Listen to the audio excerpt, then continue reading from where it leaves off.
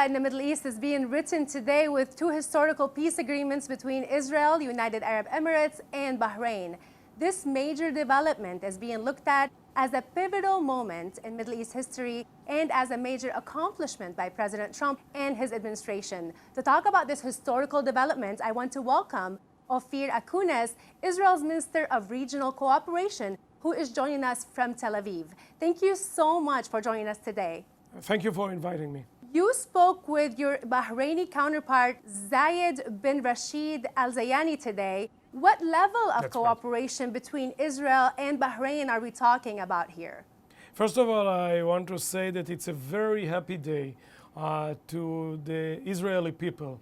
We were waiting something like 25 years to a real peace after the peace with Jordan. And today, Prime Minister Netanyahu will sign two peace treaties, not only one peace treaty, two peace treaties with Arab states. I think that the agreements between Israel and the United Arab Emirates and Bahrain, as you said, is based on the formula or the vision of peace for prosperity.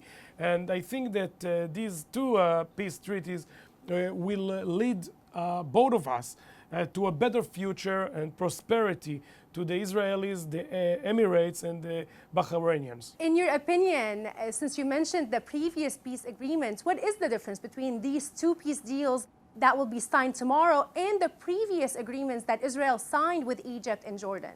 I will tell you, first of all, the peace with Jordan is very important to Israel, and the peace with Egypt as well. And that was the first peace. And you know that here is on my desk this book about the first Israeli prime minister ever who signed a peace treaty with an Arab state, Menachem Begin.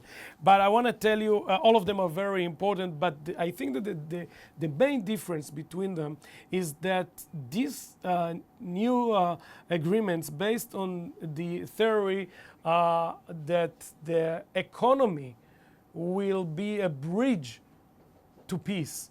And the previous ones were quite different because we need to negotiate with the states, countries that we unfortunately fought with them with a lot of, unfortunately, a lot of battles and a lot of soldiers that killed in those wars. But I think that the idea of peace for prosperity and the economic peace that will be bridge to a real peace treaty, this is the main difference between the peace with the Jordan and Egypt to these new agreements that we will sign today. Well, relationships between Israel and Gulf countries have been improving in the past few years, but I want to ask you the why now question. Is it because of the Iranian threat? Since Israel is the only country capable, willing, and has been confronting Iran in the region.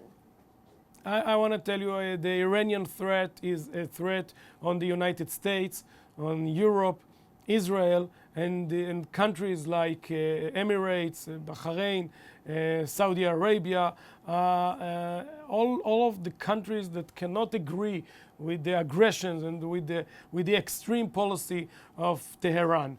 So I think that this is very important. It's a very, let's say, important issue in the new relationship in the Middle East. It's not only, you know, the state of Israel and the Arab states. It's the modern world against the old world. The world that wants peace, that wants prosperity for the people, and the world that wants the extremists to lead them to the world of yesterday. And I think that this is a very, let's say, one of the main reasons to the pictures that we will see today in the Rose Garden.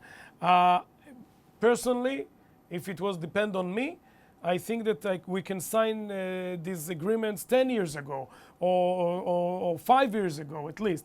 But every time it's important, and we are very happy. Israel is considered the Silicon Valley of this part of the world and has made many scientific discoveries, including water desalination, which the region absolutely needs.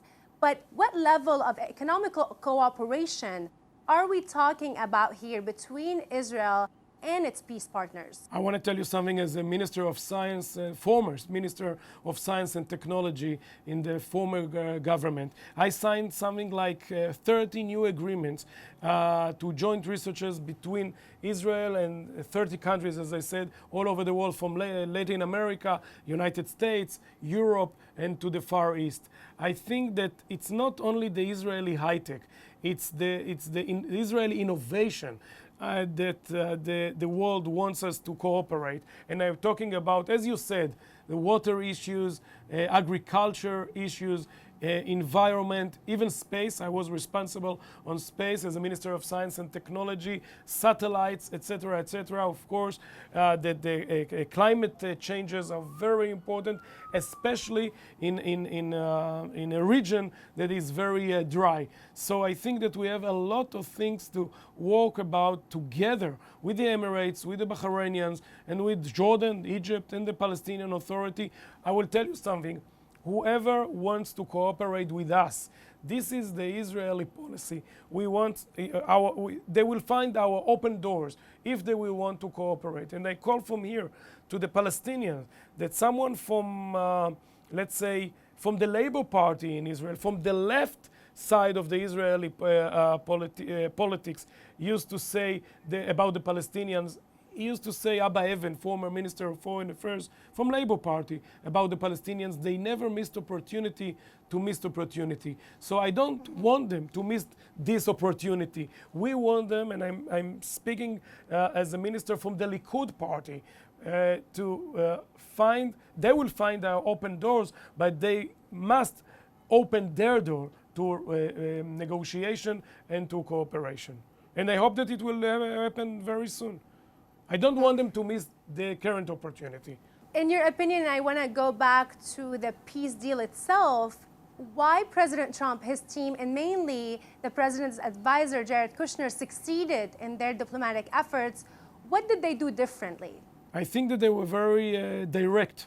I think that they say that the economy, and I said already as my opinion, but it's the same ideology like their opinion, that the economy it's the base, it's the bridge to peace, and not the fact that Israel withdrew from land.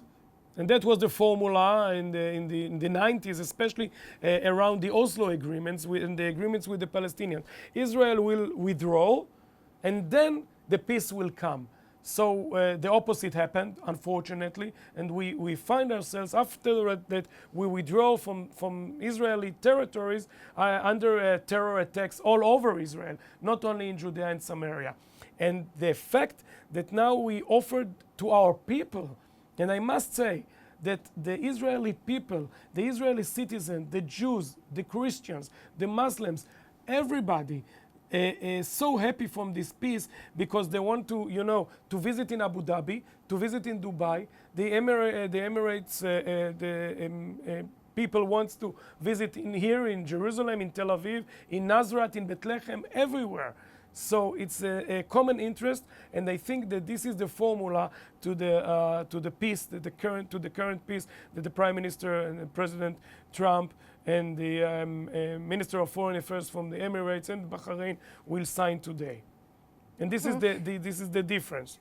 Going back to the point that you just brought up about the Palestinians, it seems that these two Arab states, and the number is growing, have decided to do what is best for their countries, their people, and are no longer willing to allow the Palestinian veto to dictate their foreign policies. Meanwhile, the Palestinians, we saw that they were burning pictures of UAE, Israeli, and Bahraini leaders. They declared a day of rage. In your opinion, what would it take for the Palestinians to realize that times have changed and it's perhaps time to actually return to the negotiating table? If I may, as an Israeli minister, but as an Israeli citizen, to give a little suggestion to the Palestinians: don't stop thinking about tomorrow. Leave the past. Come to the negotiation table. If you want to say something to me or to the Prime Minister or to the Israeli cabinet minister,